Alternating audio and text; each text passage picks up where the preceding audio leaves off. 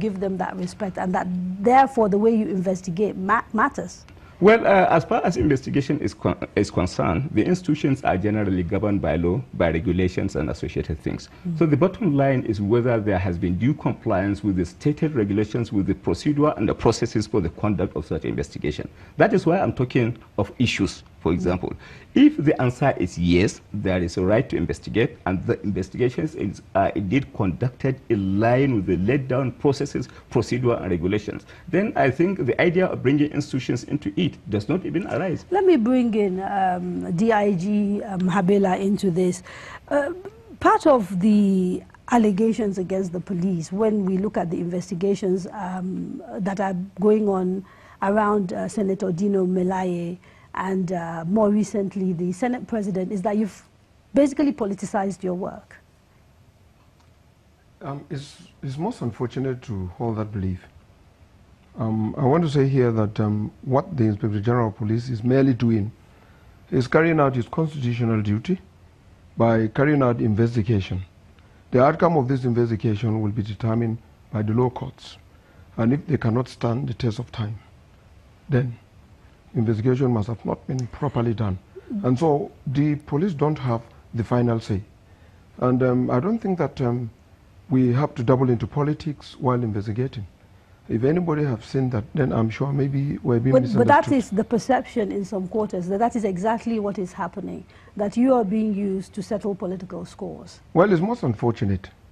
I wouldn't think that anybody would want to think so, because if you politicize investigation, then it will not stand the test of time in court, because the court will decide whether such an offense has been committed, and that what we present as the final result of investigation will stand the test of time. So we don't have that opportunity to decide. We are just merely putting together facts, evidences that will be presented in court. Now, yesterday, the National Assembly reiterated the vote of confidence, no confidence, that they had earlier passed on your boss.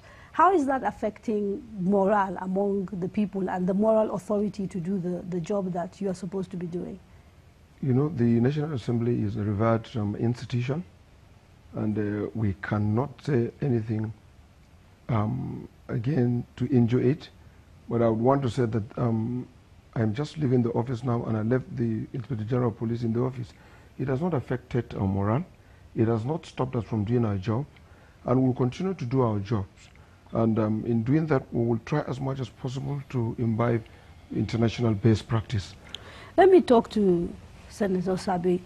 In passing a vote of no confidence on the Inspector General of Police, does it cross your mind, or do you worry at all about what this might be doing to the rank and file of the police, who are expected to go out under very difficult conditions to actually protect Nigerians, and how this might affect their ability to carry out their job? Because you're essentially saying you don't trust them by saying you don't trust their boss, or that is not an issue. Well, you see, earlier on, my very good brother said we should separate the institution from the individual. And within this context, I'm somebody who believes in strengthening institutions, because we as human beings will come and go, but these institutions will outlive us. And whatever we do, definitely we count as individuals in either making these institutions to be what they are seen to be or something else. Mm-hmm. So within this context, like I said earlier, we're in a democracy. Different people with different ideas and different views. And at the end of the day, when majority comes up with anything, whether it is good or bad, the beauty of democracy and the core element of democracy is such that that is what takes precedence, that is what comes top. And so even if he's a madman today, that Nigerians come out and vote for and say this is the person they want, if it is democracy we are talking about, the element of legality, authority, and the capacity for that person to do what he's doing because it's a donated power coming from the people remains sacrosanct. So on this note, what I want to say is we're in a democracy, And we should not forget that at every time we are discussing. Things might not go your way, things might be unpalatable, but tolerance and accommodation will enable us to resolve even very thorny issues. Okay, and I think we'll get a chance when we're talking about how we move forward to discuss some of those suggestions on how to do it. But I want to speak to Mr. Clement here. Part of the issue that keeps putting, it seems, the National Assembly at odds with the executive is the thorny issue of their oversight function as contained in the Constitution, and the belief that many of them are overstepping their boundaries. How do you see it, given some of the issues we've seen playing out? I think that from Section 88 of the Constitution is quite clear what the powers of the National Assembly to do. Once it has powers to make law on a subject or appropriate on a subject or budget, it then has powers to oversight that. The challenge, of course, is you have the National Assembly with, at the Senate, more than 65 committees. In the House of Representatives, close to about 90 committees. So the multiplicity of committees means that there is sometimes a rash of invitations to public officials. And sometimes it irritates a particular executive member to be invited by several committees in a short period of time. And so when you get a lot of those invitations, it creates its own crisis. But certainly, it is the responsibility of a public official who is invited by the legislature to respond to that.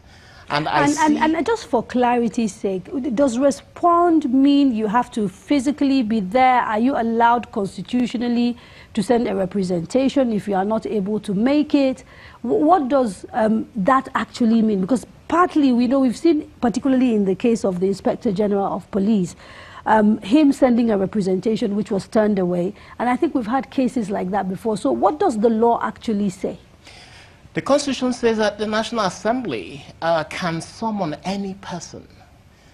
Interpreting that, it means an individual person who occupies an executive position. So if the National Assembly says we are summoning the police, then it means the police may send someone. But if it says we're summoning the Inspector General of Police, certainly the person occupying that office has a responsibility to go to the National Assembly and then perhaps go with additional officials to answer questions that may be asked. So I think the law is quite clear on this subject. The main concern that a lot of us have watching the legislature, watching that relationship, is the number of committees that invite public officials at random in ways that sometimes affects their functionality.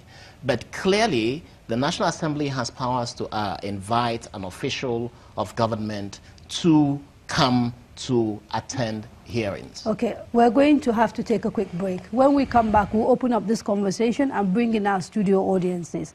Don't go away.